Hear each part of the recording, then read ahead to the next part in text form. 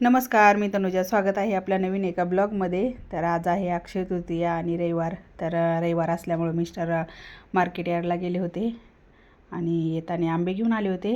आणि आज अक्षय तृतीया आहे तर लागणार होते आंबे. तर त्यांनी आंब्याची पेटी आणली होती. हापूस आंबा आणला होता. तर इथं यश पण गेला होता बाजारमध्ये. तर येताना त्यांच्यासोबत आला होता आणि खालून येतानाच तो आंबे आणलेत म्हणून सांगत होता जयला, दादा आंबे आणलेत. आज पहिल्यांदाच आंबे आणले. तर येताना फुलं पण आणली होती. तर माझी देवपूजा करून झाली होती. देवाला मी आता फुलं वाहणार आहे आणि फोटोला ही पण फुलं लागतील ना हार बनवायला. तर ही तर माझी देवपूजा ही झाली होती करून. तर आता मी देवाला देवाला फुलं वाहिल्यानंतर मंदिर खूप छान दिसतं आणि देवासमोर पण असं प्रसन्न वाटतं. तर आज फुलं आणली होती. तर छान वाटत होतं फुलं वाहिल्यानंतर. एकदम फ्रेश फुलं होती आणि छान वाटतं खरं मंदिरात फुलं वाहिल्यानंतर. कधी कधी असतात, कधी नसतात. आज खाली जास्वंदीच्या झाडाला पण फुल आलं होतं. तर मी सकाळी फुल उमललेलं दिसल्यानंतर घेऊन आले होते. तर गणपतीला वाहिलं होतं जास्वंदीचं फूल. मी एका दिवशी जर पूजा नाही केली तर मला असं चुकल्यासारखं वाटतं आणि रोज पूजा केल्यानंतर खूप छान वाटतं. घरात पण एक वातावरण छान होतं, पॉझिटिव्ह वाटतं. आणि ज्या दिवशी देवपूजा नाही करल ना त्या दिवशी एक असं वेगळंच वाटतं. देवपूजा ही तर झाली करून. आज पुरणपोळीचा स्वयंपाक करायचा आहे. तर चला पुरणपोळीचा स्वयंपाक. नमस्कार, स्वागत आहे आपल्या नवीन एका ब्लॉगमध्ये. आज आहे अक्षय तृतीया. तर अक्षय तृतीयाच्या सगळ्यांना खूप खूप शुभेच्छा. आता किरण डाळ ही शिजून गेली, भात ही शिजवला आहे. तर आता मी इकडे गॅसची पूजा करून घेते. तिला लवकर जायचं होतं किरणला, त्यामुळं ती भात आणि डाळ ही शिजून गेले. राहिलेलं आता मी बाकीचं करणार आहे सगळं. पापड काल घातलेले वाळत ही घालून आले. देवपूजा ही केली.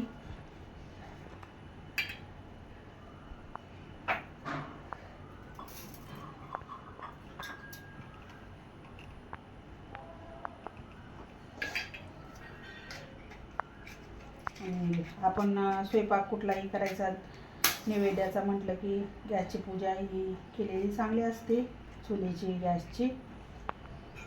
तर आधी गॅसची पूजा ही करून घेते. डाळ ही शिजली होती. तर मी वाटून घेते. म्हटलं पहिलं चरका द्यायच्या आधी वाटून घ्यावं आणि मग नंतर चरका द्यावा, गोळ ही मिक्स करून. तर इथं आधी मी वाटून घेते. इथे एवढं पुरण वाटून झालं आहे आणि आता सगळं पुरण वाटून घेऊन आता चरका देणार आहे. तर कुकरमध्ये चरका देणार आहे. त्यासाठी कुकर ठेवला. ज्या कुकरमध्ये शिजवले डाळ त्याच्यातच आणि गूळ घालून थोडंसं मीठ घालून चरका देते. आता पुरणाला चरका द्यायचं चालू आहे माझं. आणि आंबे पण घेतलेत रस बनवण्यासाठी. आजच्यापासून रस बनवायला, रस खायला सुरुवात होते अक्षय तृतीयापासून. पहिला रस अक्षय तृतीयालाच बनवतात. तर हापूसच आंबा आणला होता, पण एवढा जास्त पिकलेला नव्हता, त्यामुळं थोडा पिवळा दिसत होता आणि थोडा कच्चा पण होता. तरी पण म्हटलं आज करायला लागतोय रस म्हणून केला होता. आणि रस पण आंबटच लागला, कारण जास्त पिकलेला नाही आहे ना आंबा. नंतर 2-3 दिवसांनी केल्यानंतर खूप गोड लागत होतं. आंब्यामध्ये थोडीशी साखर आणि थोडीशी विलायची टाकून घेतली आणि आता मिक्सरला फिरून घ्यायचं, एकदम बारीक करून घ्यायचं. थोडंसं पाणी पण घातलं आणि नंतर थोडंसं दूध पण घालणार आहे. तर बारीक करून झालेलं आहे आपला रस तयार. पुरणारा चरका पण होत आला आहे. तर त्याच्यामध्ये थोडंसं चवीपुरतं मीठ आणि विलायची टाकून घेतली. तर जरा जास्तच विलायची टाकली, कारण बडीशेप आणि सुंठची पावडर नव्हती, त्यामुळे विलायची जरा जास्त टाकली. आणि चरका पण छान असा बसला आहे पुरणाला. कटाची आमटी बनवण्यासाठी आता मी वाटण बनवून घेणार आहे. तर ओलं खोबरं, नंतर लसूण, आलं, कोथिंबीर, थोडेसे जिरे असं घेतलं आहे सगळं आणि त्याचं एकदम बारीक वाटून घेणार आहे. वाटताना नंतर त्याच्यामध्ये थोडासा कढीपत्ता पण टाकून घेतला आहे.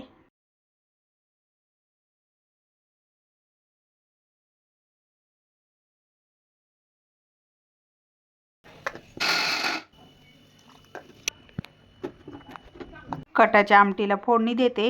त्याच्यासाठी आता मी कुकरच घेतला आहे आणि कुकरमध्ये थोडंसं तेल ओतून घेते तर पुरणाला चरका दिला होता कुकरमध्ये आणि पुरण काढून धुवून घेतलेलं आहे कुकर.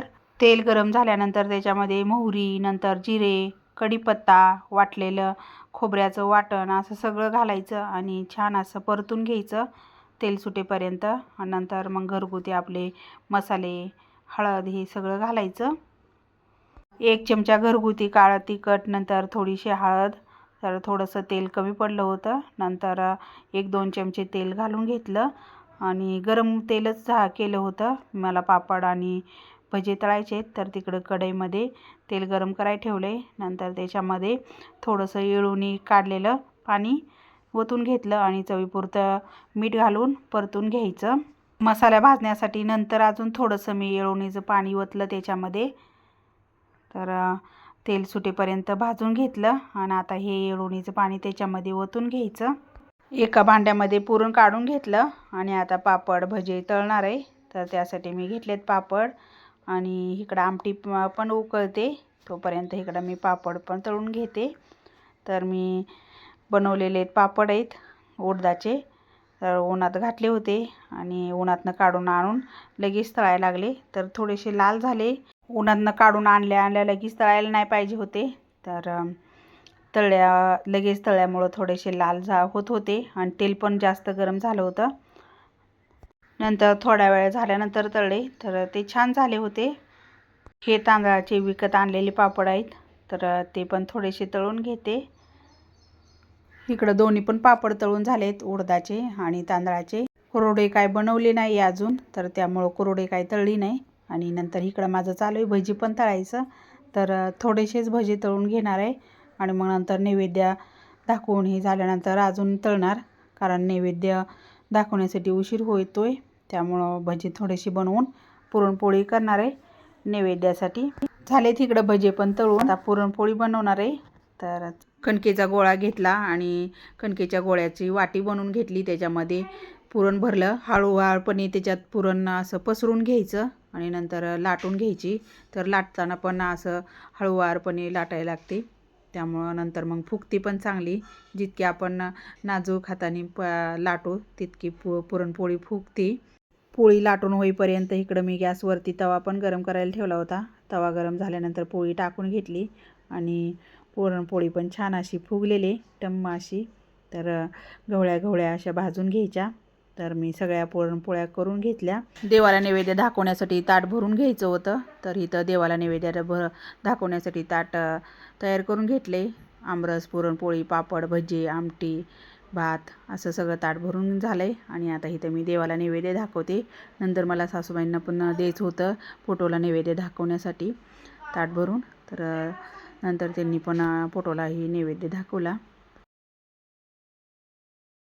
अक्षय तृतीया दिवशी आपल्या घरातले जे स्वर्गवासी झालेत त्यांचे फोटोची पूजा करून रास मांडून नंतर आपण पुरणपोळीचा आणि रसही बनवलेला नैवेद्य ठेवून पूजा करायची असते.